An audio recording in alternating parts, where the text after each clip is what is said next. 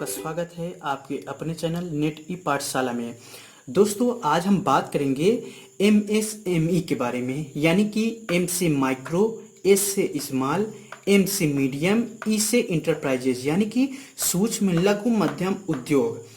दोस्तों इसके अंतर्गत पैक्ड फूड यानी कि वह उद्योग जिसमें खाद्य पदार्थों को पैकेट में पैक्ड किया जा रहा हो। फल सब्जी, किराना, होटल और दूध है। दूध मतलब दोस्तों कि जैसे कि पराग दूध, अमूल दूध है, श्याम दूध, कामधेनु दूध है, वह दूध जो पैक करके बेचा जा रहा हो। मत्स्य पालन, मुर्गी पालन, पशुपालन, यह सब भी सूक्ष्म उद्योग में आते हैं। और मील यानी कि गेहूं से जहाँ पे आटा तैयार किया जा रहा हो, और धान से चावल, इसमें दोस्तों भट्ठे भी शामिल होते हैं, जैसे जिसमें इसे ईंट तैयार किया जाता है।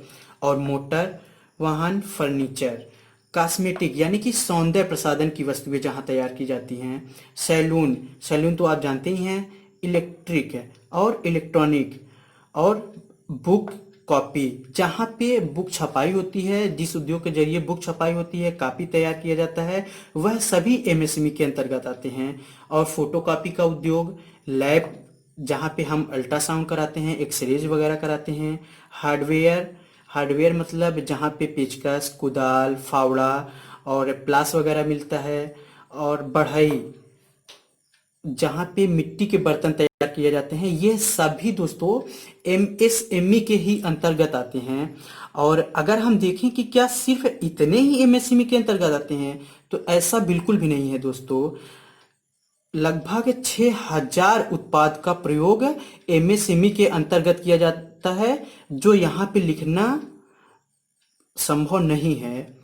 अगर दोस्तों इसका अगर हम सहयोग देखते हैं कि रोजगार में कितना एमएसएमई का सहयोग होता है, तो लगभग दोस्तों रोजगार में 45% एमएसएमई का सहयोग होता है। इसके अंतर्गत हम 45% रोजगार पाते हैं। और यह निर्यात कितना करता है, तो लगभग 50% निर्यात करता है। और यह सभी उद्योगों में एमएसएमई का कितना सहयोग होता है, तो लगभग 95% सिर्फ एमएसएमई का ही सहयोग होता है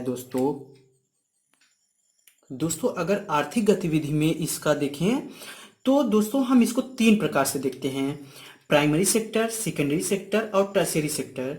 और प्राइमरी सेक्टर में अगर देखें तो एग्रीकल्चर आता है, सेकेंडरी सेक्टर में मैन्युफैक्चर आता है, और टर्शियरी सेक्टर में दोस्तों ट्रांसपोर्टेशन आता है। और ट्रांसपोर्टेशन दोस्तों, ट्रांसपोर्टेशन को हम छोड़ देते हैं इसमें, क्योंकि यह बड़े उद्योगों में इसका उपयोग किया जाता है।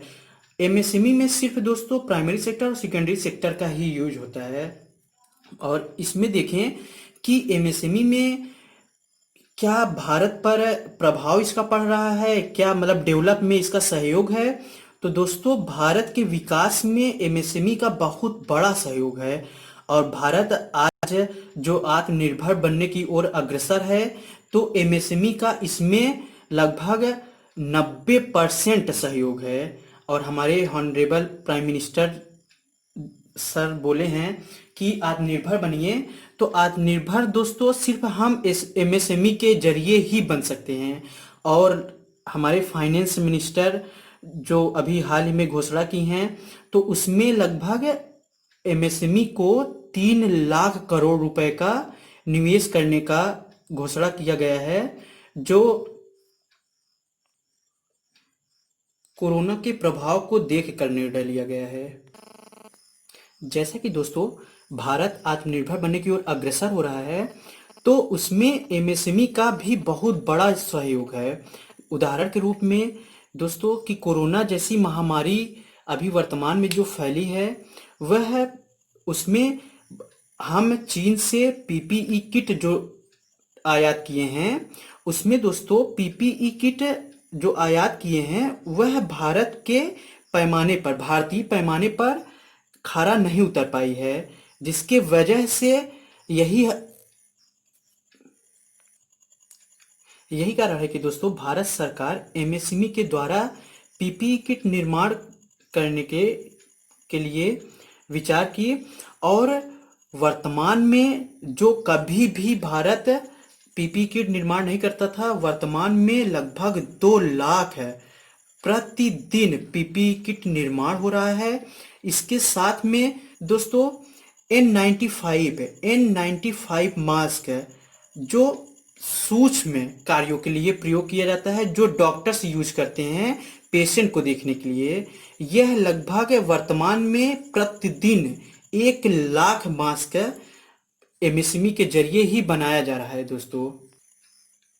दोस्तों अगर हम एमएसएमई के फायदे देखें तो एमएसएमई के अंतर्गत जितने भी उद्योग आते हैं तो उसमें सरकार द्वारा लोन बहुत जल्दी पास हो जाता है।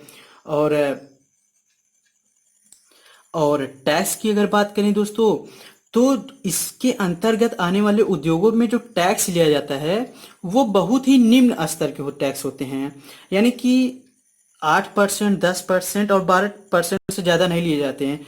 और जो सबसे बड़े उद्योग होते हैं, जो टर्सरी सेक्टर के आते हैं दोस्तों, उनसे तो लगभग 30% टैक्स लिया जाता है।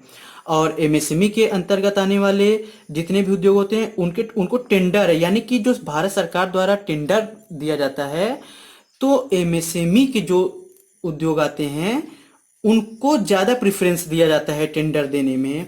यानी कि सबसे पहले चांसेस उन्हीं को होता है कि सबसे पहले टेंडर उन्हीं को दिया जाए।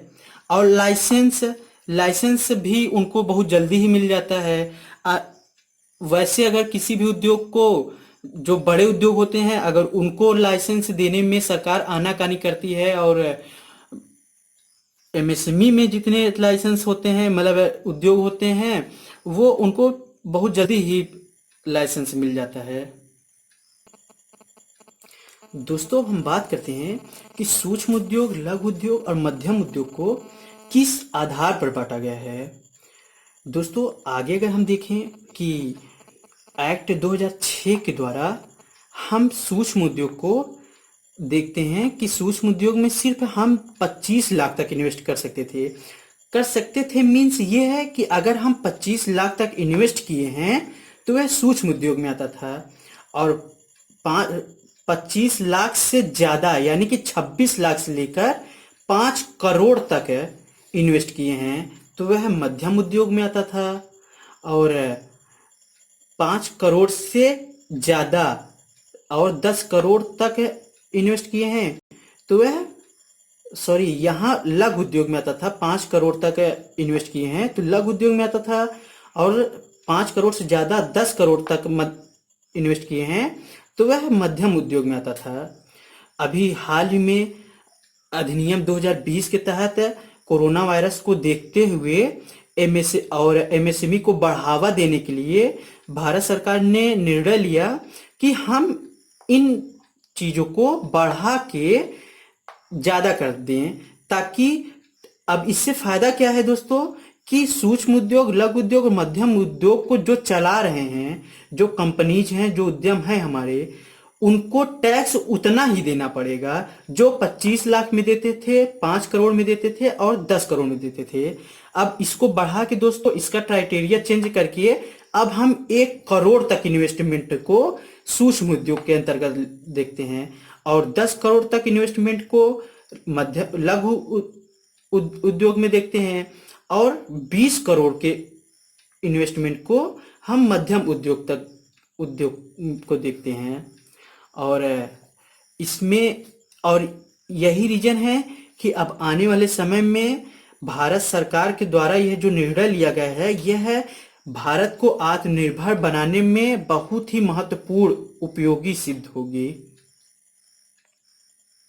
दोस्तों अगर सूक्ष्म उद्योग, लघु उद्योग और मध्यम उद्योग के बारे में यह जानना हो कि कौन से उद्योग सूक्ष्म उद्योग के अंतर्गत और कौन से उद्योग लघु और मध्यम के अंतर्गत आते हैं, तो आप कमेंट बॉक्स में हमको बता दीजिए, हम इस पर भी एक वीडियो बना देंगे। थैंक यू दोस्तों।